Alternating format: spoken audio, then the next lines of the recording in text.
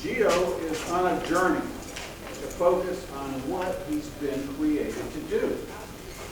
The title of his presentation today is Focus for 2024. Please join me in welcoming to the platform Toastmaster Gio Rivera.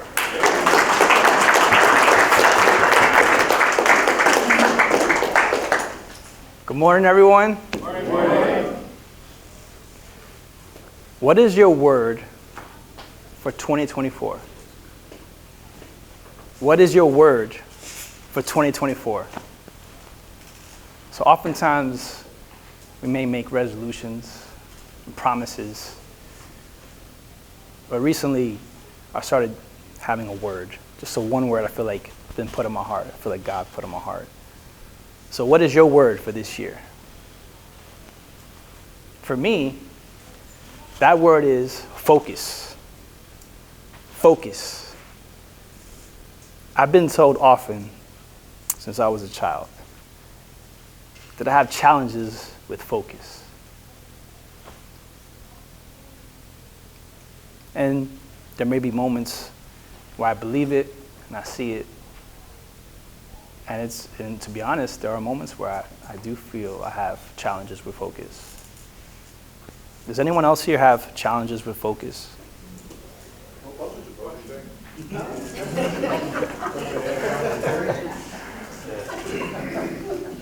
You see, when I was younger in school, it wasn't until I would say my late teens, early 20s, that I was told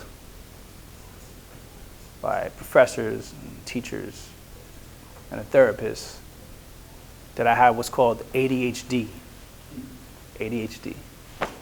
It's interesting how people put labels on you.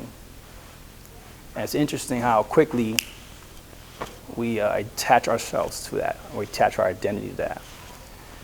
This was early 2000s, so this is before I feel like we've been more educated with ADHD now, so now they're able to diagnose that earlier now with programs with the kids and stuff.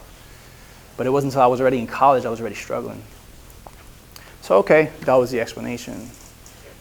And when you study that word ADHD, it's attention deficit hyperactive disorder. And sometimes they attach the word syndrome to it at the end. But I found through my education, through my self-exploration, through therapy, that it's not a deficiency, that it's not a disorder, and that it's not a syndrome, and that I'm not broken, or that something's not wrong with me. So I've also learned that my lack of focus or challenges of focus has actually been a symptom of something else. I found myself recently lacking focus on something I was reading. And that book, it was challenging me.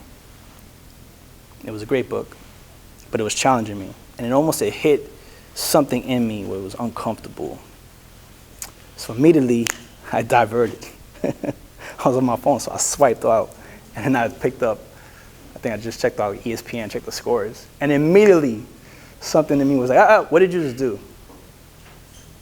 What did you just do? You just went from here to here, because I felt something uncomfortable in there. But I'm learning that was a trigger of pain, a lack of something that was in there that needs to be addressed. But there's nothing wrong with my focus. My focus is fine, because I was focused on the book, but now I'm focused on ESPN.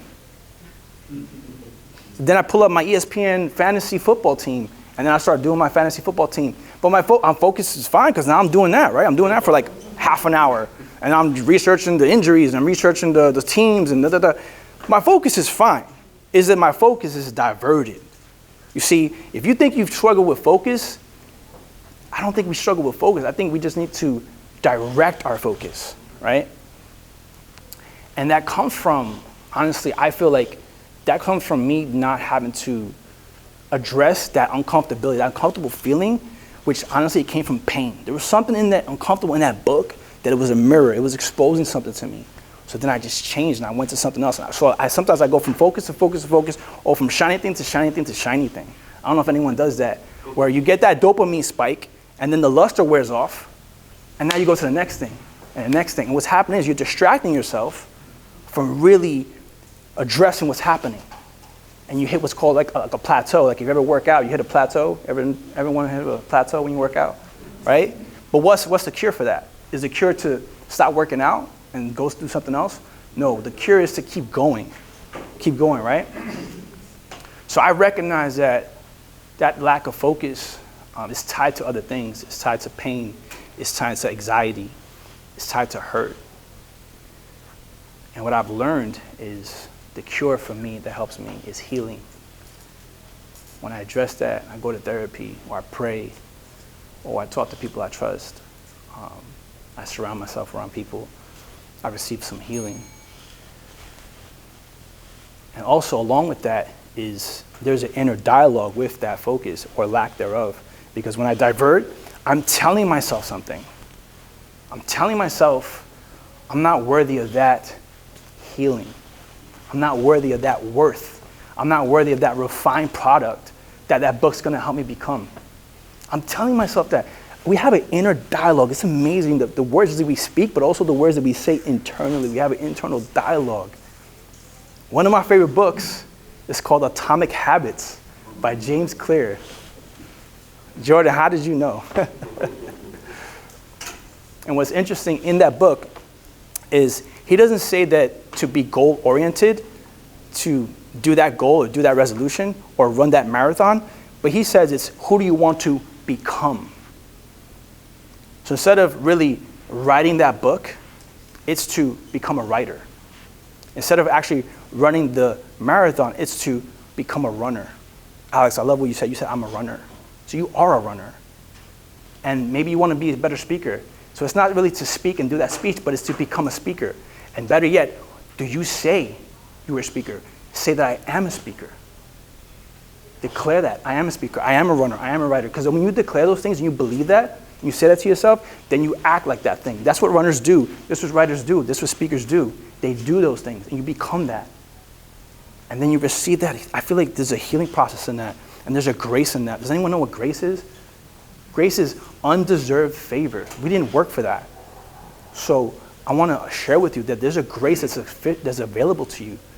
God says, my grace is sufficient for you. It's a gift. We didn't have to work for it. We didn't have to earn it. But it's there. It's available for you. So you're doing better than you think you are.